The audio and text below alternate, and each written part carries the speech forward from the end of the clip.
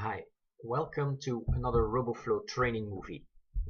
Today we're going to create a very simple watch folder workflow. We're clicking on create new workflow and I'm just going to call this RoboXX and I'm saying watch folder.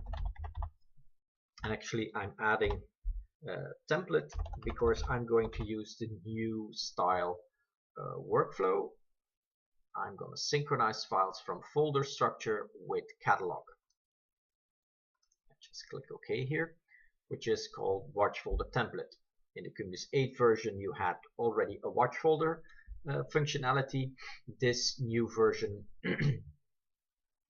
has more abilities to add actions for the files and for the records that are added in the process or processed by the workflow. I'm setting this to a simple -2, run on demand. In the parameters, I'm going to select a hot folder, and I have a folder that I want to watch, which is this one. So you can copy and paste this in, or you can just browse through it just by selecting this, but this is a little bit quicker for me. Of course, this means that this is a folder that the RoboFlow server needs to see it, and this needs to be the path in the way the RoboFlow application sees it and has access to it. The catalog is called watch folder, and just to be sure, here is my catalog, and if you check in the catalog settings, let's try to make this a little bit smaller. I can't. In the catalog, it's of course I need to share my catalog. If you want to access for the web, access it to the web. A watch folder doesn't interact with a vault, so don't make it vaulted or centralized location. That does not work together with a watch folder. And there's a couple of fields important. There's asset modification date, which it uses to verify if the file was changed or not. There is also the file data size that is used, so that's also an important.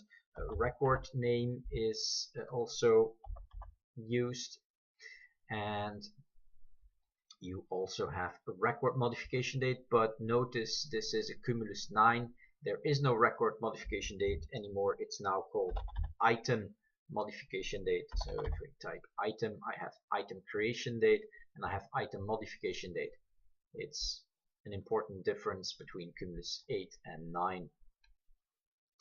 Also for record name, make sure that here the field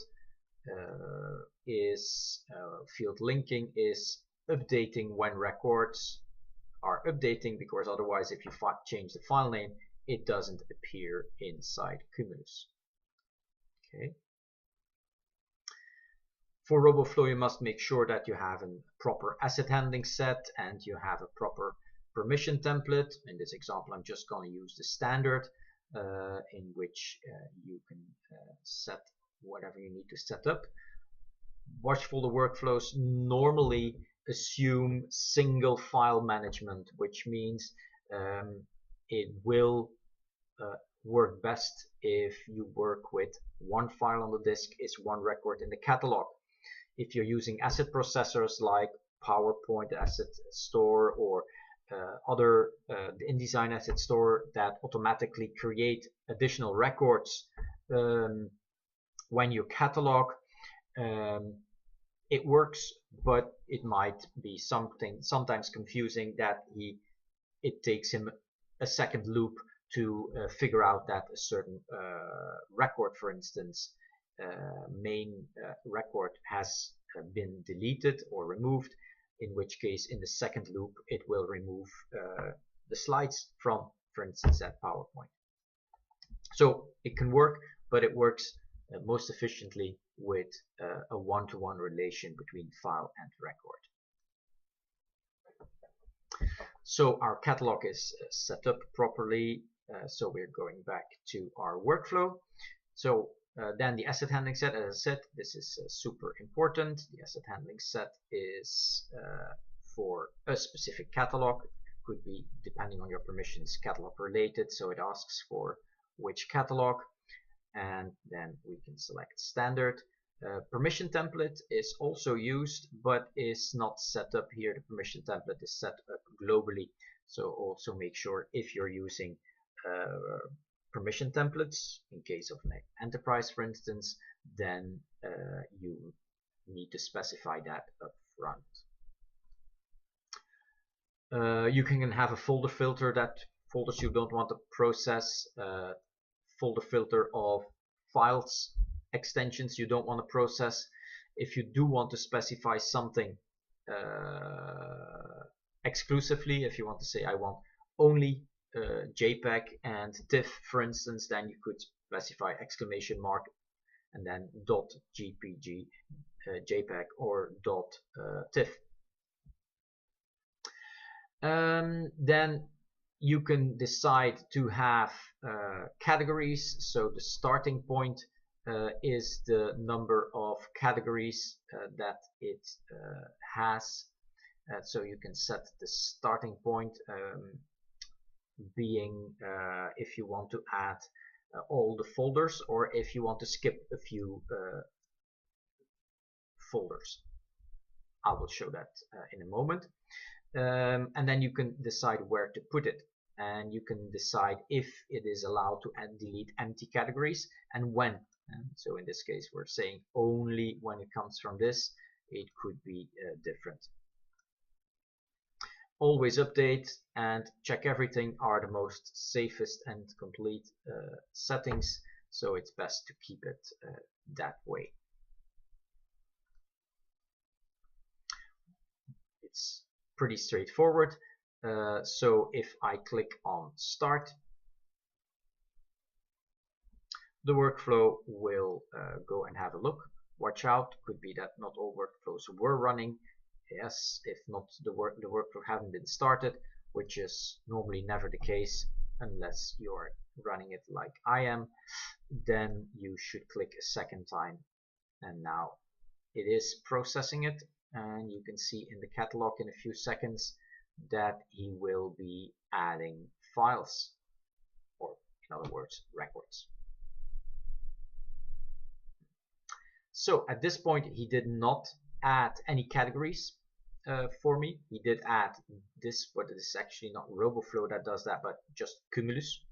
And I did it this way because I wanted to show you that you probably don't want this whole structure to be added.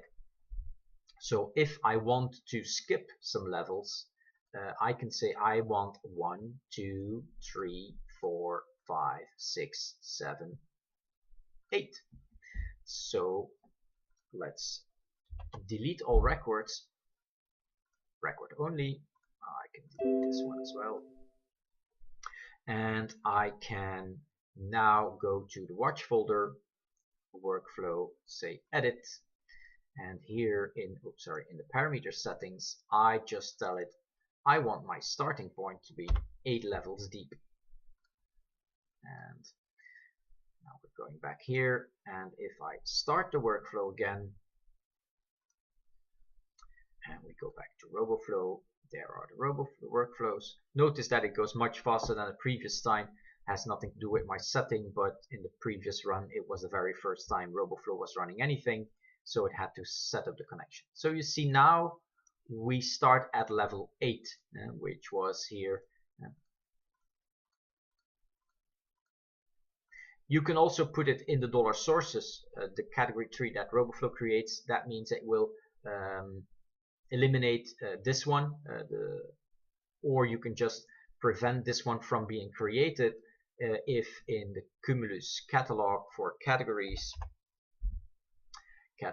here, if you just in the field linking disable anything that points to file system. So the Windows file system, any of those will create. So here Windows file system, it will create it in dollar sources.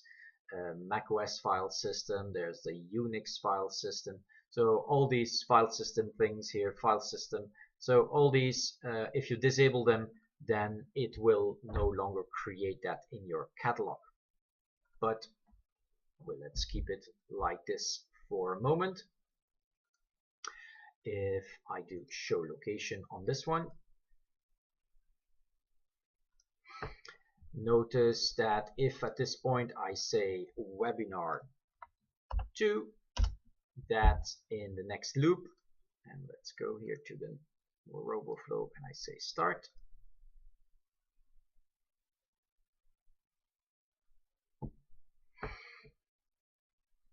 and we have looking Cumulus, it is now called RoboFlow 2, and of course it is pointing to RoboFlow 2. Here we have it, it's pointing to not RoboFlow 2, webinar 2 of course. So this is a test, and we do show location, and I put it back to webinar,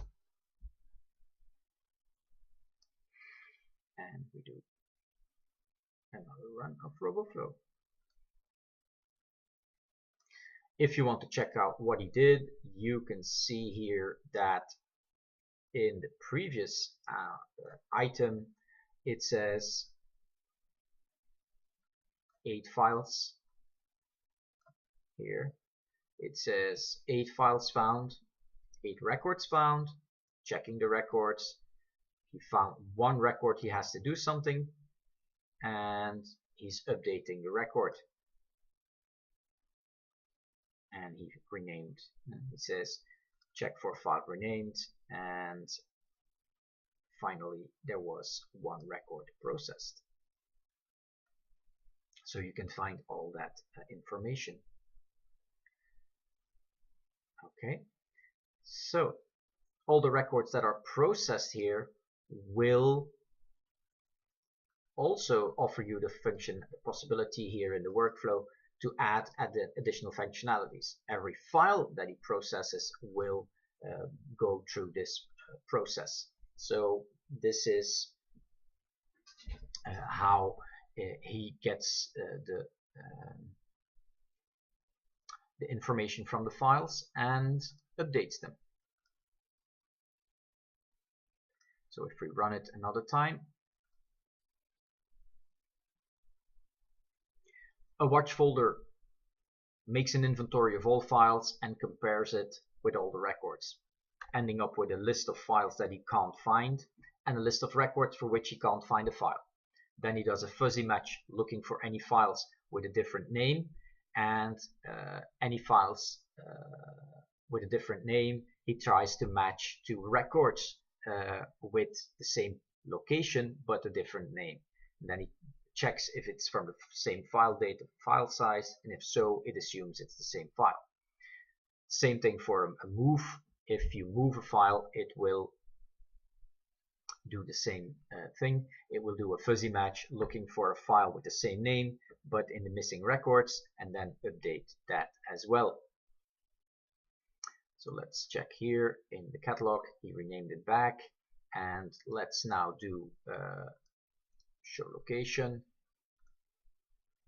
And now maybe I want to move this. I can say cut. I'm cutting this out, and I'm putting this, for instance, under Molly paste.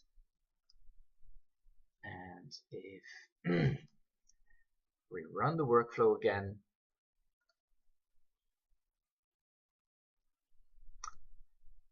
here start,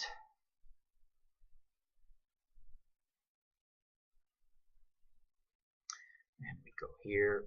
If we now check in the information window, we can see that the file is source-wise in the sources category, but also from RoboFlow in that particular category. So here it is. So it also moved the file. If at the same moment you move and you notice that I wrote something in the test field a little bit before, so he's updating the record, not deleting it. Should you move and change the record at the same time, so move and rename the record at the same time, then it will of course not be able to identify it again, so it will delete the record and then it will create a new record for it. So you still have your record, but you will lose your metadata if that happens. So this was an example on how to use watchfolder. One final thing to look out for is if you do this on Mac, that you have to make sure that in your asset handling sets modules for at that point your Mac OS asset store, you have to make sure that you don't allow it by alias. You have to say it has to be by path name and no fallback. Otherwise it will always find, or it could find, the file behind the scenes, because behind the scenes it would be using Spotlight. But you don't want that. You want to make sure that when the file is moved, that it accordingly changes the pointer to that file, and accordingly maybe changes the categories under which it resides. So that's the end of this training movie. See you in the next one.